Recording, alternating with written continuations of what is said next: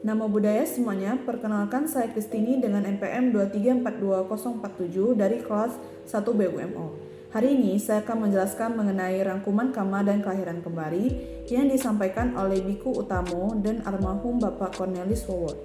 Menurut Biku Utamo, Kama yaitu memiliki arti niat dan karma itu tidak selalu buruk. Dan ketika kita melakukan sesuatu dengan niat tertentu, baru disebut dengan karma.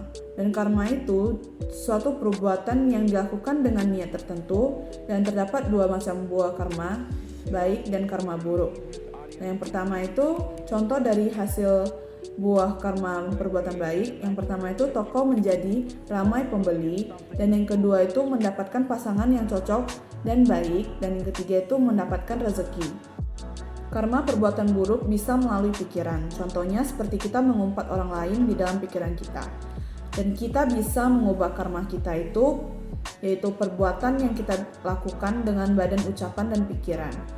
Dan itu kita bisa mengubah jalan hidup kita. Maka dari itu kita harus berhati-hati, jangan melakukan kejahatan sekalipun dengan pikiran. Dan kita itu harus mengembangkan pikiran kita setiap saat dengan hal-hal yang baik dan positif. Ada 4 jenis karma berdasarkan fungsinya. Yang pertama itu janaka kama, yaitu kama yang berfungsi menyebabkan timbulnya syarat untuk terlahirnya kembali suatu makhluk hidup. Yaitu contohnya itu kelahiran di alam manusia dalam kondisi keluarga yang berkecukupan dan bahagia, atau di alam binatang dengan keterbatasan fisik. Dan yang kedua adalah upatambaka kama, yaitu mendukung fungsi janaka kama, yaitu contohnya itu seperti kondisi fisik menjadi lemah karena didukung dengan kurangnya gizi yang baik akibat terlahir di keluarga yang kurang mampu. Dan yang ketiga adalah upapilaka kama, yaitu kama yang mengurangi fungsi janaka kama. Contohnya itu meskipun terlahir di alam binatang namun mendapatkan kebutuhan hidup yang layak karena dirawat oleh seseorang. Dan yang keempat adalah upataka kama, yaitu menghancurkan fungsi janaka kama. Contohnya itu seperti seorang terlahir di keluarga yang mampu sebagai hasil dari karma baik, namun karena ia melakukan korupsi akhirnya ia dipenjara dan kehilangan harta tersebut dan kebahagiaannya.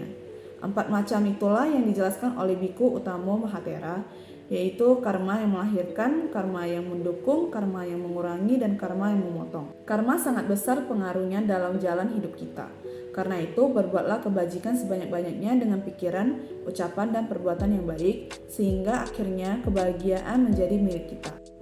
Dan menurut almarhum Bapak Cornelis Wawor, karma itu berasal dari kata kar dalam bahasa Sanskerta yang artinya perbuatan. Di dalam agama Buddha, sebuah perbuatan diklasifikasikan sebagai karma bukan karena tindakannya saja, tetapi harus disertai oleh niat atau kehendak saat melakukannya. Ada juga perbuatan yang dilakukan tanpa niat, maka itu tidak diklasifikasikan sebagai karma. Contohnya, kita tidak sengaja menginjak dedaunan yang di bawahnya ada hewan kecil dan akhirnya hewan itu mati. Karma itu ada yang berat dan ada yang ringan. 4 jenis karma berdasarkan tahap. Yang pertama itu karma berat negatif atau akusala garuka kama. Dan contohnya itu dengan membunuh ayah dan ibu, membunuh arahat, melukai sang Buddha, memecah belah sangha, akibatnya akan terakhir di neraka yang penderitaannya itu paling parah, yaitu neraka avici. Karma berat ini akan lebih dulu berbuah daripada karma buruk yang lainnya. Yang kedua adalah anicca kama atau karma kebiasaan, yaitu jika seseorang tidak melakukan karma buruk berat, maka jenis karma keduanya itu akan berperan sebagai karma kebiasaan. Anicca karma itu adalah karma yang sering kita lakukan sebagai kebiasaan kita, contohnya itu seperti suka berkata kasar, memancing, mencuri, atau berjudi. Yang ketiga adalah asana kama, yaitu karma yang dilakukan menjelang kematian. Jika jenis karma kedua tadi itu anicca karma itu tidak dilakukan, maka jenis karma ketiga ini yang akan berperan. Asana kama itu pada umumnya itu tergantung dari karma pikiran kita. Apabila kita memikirkan halnya itu baik, maka menjelang kematian akan dilahirkan di alam bahagia. Sebaliknya, apabila kita memikirkan hal yang buruk pada saat menjelang kematian, maka akan menciptakan karma buruk dan terakhir di alam yang menderita. Dan yang keempat adalah katata kama, yaitu karma yang tidak terlalu berat diserasakan akibatnya. Apabila karma sebelumnya itu tidak dilakukan, maka karma keempat inilah akan berperan. Karma yang dilakukan sekilas atau kata kama, yaitu karma yang akibatnya bersifat ringan. Contohnya pada saat seseorang pernah melihat dan menyingkirkan paku agar tidak ada orang lain yang terluka karenanya. Apabila karma sederhana yang membahagiakan ini timbul di saat kematian, ia dapat pula terlahir di alam bahagia. Dan ada pula 4 jenis karma berdasarkan waktu berbuahnya. Yang pertama itu ditadama vedaniya karma, yaitu karma yang akan langsung berbuah di kehidupan ini setelah kita melakukan perbuatan. Dan yang kedua adalah upaja vedaniya karma, yaitu karma yang akan berbuah pada satu kehidupan setelah kehidupan sekarang. Misalnya orang yang melakukan meditasi hingga mencapai jana tertentu, dan maka akan setelah meninggal itu akan langsung terlahir di alam Brahma.